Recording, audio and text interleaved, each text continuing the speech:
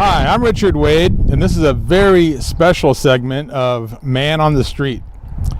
I'm in front of, actually, the backside in the alley of 1130 East Front Street in Port Angeles. And it happens to be the home of Tiny Bubbles Pet Store. But I'm not here for Tiny Bubbles. I'm here for another reason, and I want to introduce that reason to all the viewers. So if you just kind of follow me, we'll get with the interview.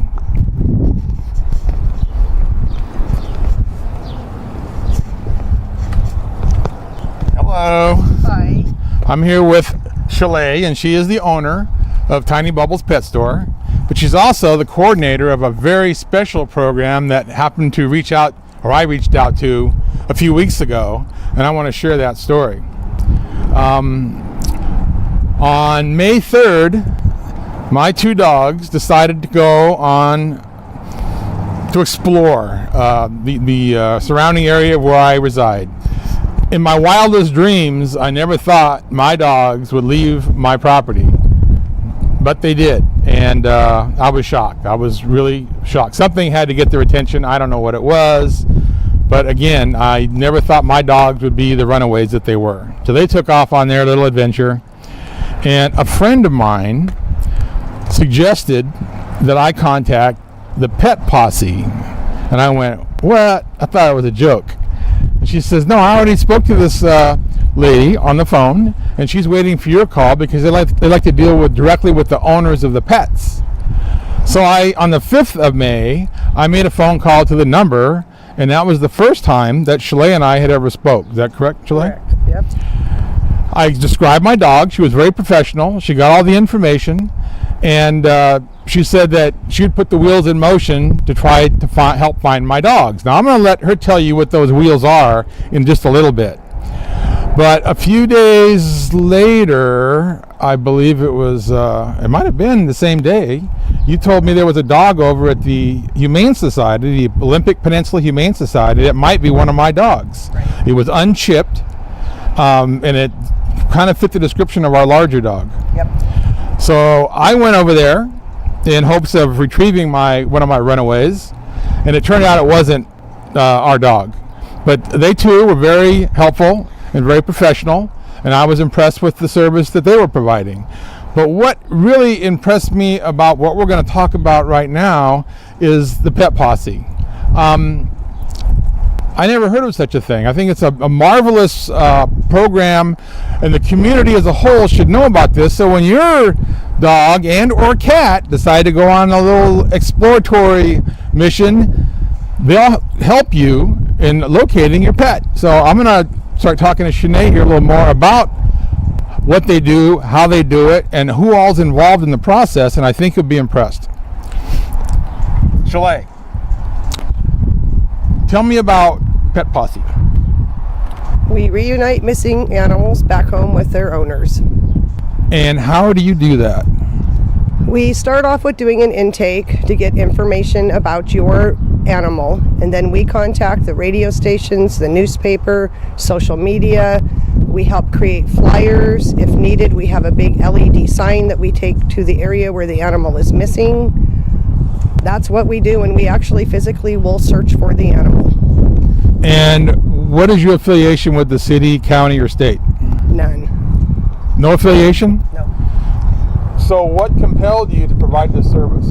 When my own personal animal went missing, I couldn't find resources. I had never lost an animal. I did not know what to do. And after my animal was missing for 2 months and 2 days, in the process, I decided to start a group to help people.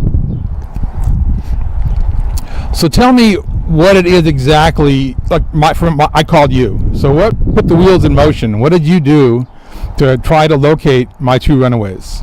We contacted the newspapers, the radio stations, social media, and we used, 30 or 40 different social media sites to get it out to thousands of people right away. And then just staying in contact with you. We did get some comments on our Facebook that they thought one of your dogs was at the Humane Society, so then that prompted us to get in touch with you to make sure that if it was or wasn't.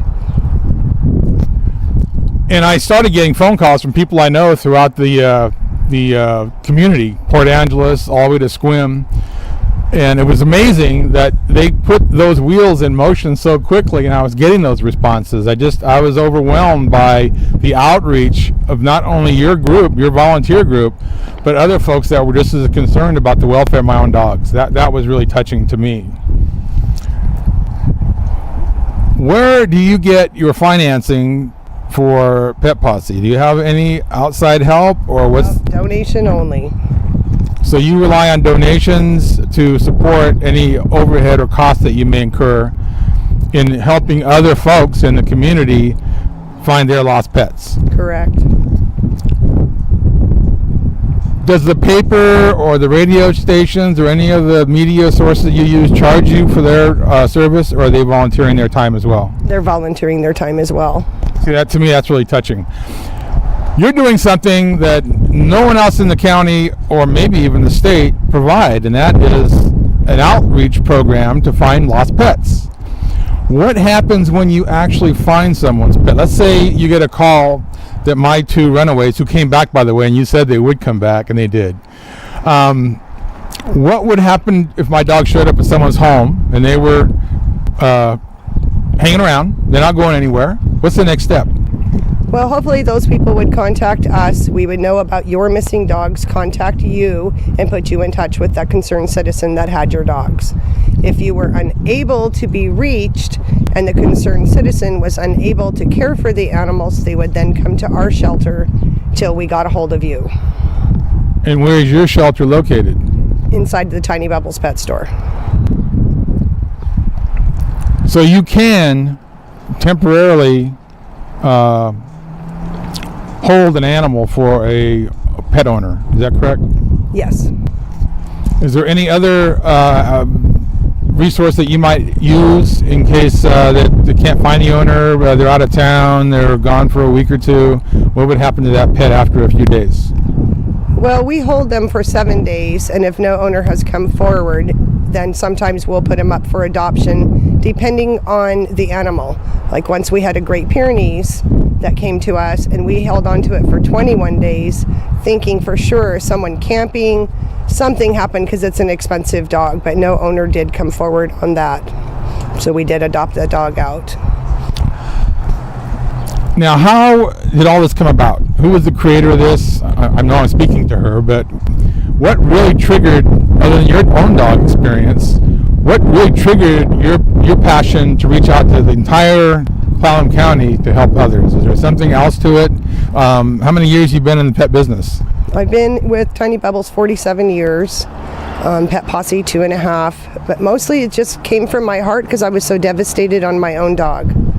And if I felt that way, being in the pet store industry, to someone who doesn't understand how to go about trying to find their animal, that's where I wanted to help. I didn't want anybody to go through what I went through. So my purpose of doing this is to educate the community about your service. How would the community, someone that lost their four-legged friend, contact Pet Posse to report their pet missing? Maybe just call 360-775-5154. Like I did, and I spoke to you. Yes. And you were extremely helpful, and I really appreciate that. Yes, no problem. Thank you so much. How many pets have you recovered? My cameraman just asked, how many pets have they recovered? How many pets have you recovered since you started, and when did you start this? We started November 8th, 2014, so about 2.5 years ago, and to today's date this morning was 1,051 animals and 9 missing. That's an amazing number, and that's really a wonderful service you're providing from the heart for everyone's four-legged friends. Where can they send donations? Where could concerned citizens or appreciative citizens send a donation to Pet Posse to help finance your endeavors? So any Sound Community Bank, First Federal Banks, Tiny Bubbles Pet Store, or directly to us. You can also go into our PayPal or GoFundMe. And you are a 501c3, correct? Correct.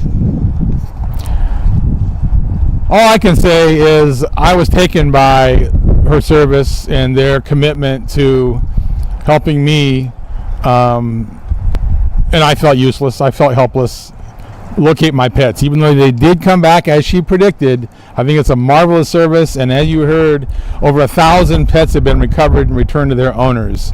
So that just, to me, that's incredible. Okay, you're rolling. Chalet, I can't help but notice your uniquely colored cars sitting out in the parking lot. Can you tell us a little bit about those? Yes, the spots were donated from U.S. Signs in Yakima, Washington, and Rudell right here in Port Angeles put the spots on for us. Each one of the volunteers, these are our personal cars. I've seen them around town, and I've always gone, what are those spotted cars doing buzzing around town? Now I know. So all you viewers out there, when you see these spotted cars running around town, give them a honk or give them a wave, because they're out there working for the community as a whole. With that, until next time, to all my viewers, keep the peace.